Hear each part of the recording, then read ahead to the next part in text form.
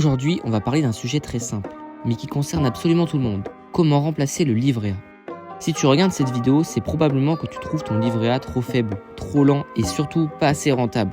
Mais t'as raison. On ne va pas tourner autour du pot, le livret A est sécurisé, mais il apporte presque rien. Alors qu'est-ce qu'on peut utiliser à la place sans prendre des risques stupides? Je vais t'expliquer ça clairement avec des solutions concrètes que tu peux réellement mettre en place. La première alternative, c'est le LDDS. On n'en parle jamais, mais c'est littéralement le jumeau du livret A. Même fonctionnement, même sécurité, même taux.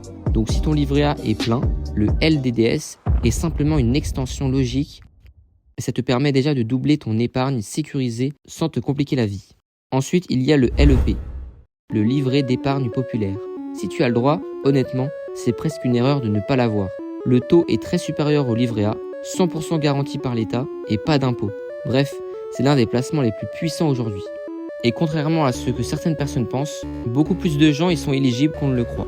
Regarde juste ton avis d'imposition. Mais imaginons que tu veux mieux, que tu veux quelque chose qui rapporte plus, mais toujours sans prendre des risques excessifs. Là, on passe aux choses sérieuses. La troisième solution, c'est le fonds euro de l'assurance vie.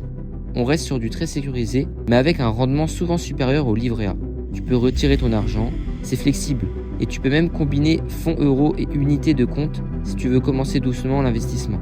C'est un peu comme un livret A amélioré. Ensuite, on a le SCPI. Ça, c'est parfait si tu veux toucher des revenus immobiliers sans acheter un appartement. Tu mets ton argent dans un parc immobilier géré par des pros et tu touches une rente régulière. C'est plus rentable, mais il faut comprendre que ce n'est pas garanti à 100% comme un livret. Par contre, c'est une vraie alternative si tu veux dynamiser ton épargne. Et puis, il y a l'option dont tout le monde parle, le ETF World via un PEA ou une assurance vie. C'est simple, diversifié et historique. C'est ce qui a performé le mieux sur le long terme parmi les placements accessibles à tous. Pas besoin d'être un expert, tu mets un montant régulier, tu le laisses travailler. À long terme, c'est l'un des moyens les plus efficaces pour battre largement un livret A. Alors, c'est quoi la conclusion? Le livret A n'est pas à jeter, il est utile, mais il ne doit pas être ton seul placement. Aujourd'hui, remplacer ou compléter ton livret A, ça passe par 3 axes. Sécurité avec le LDDS, LEP et fonds euro.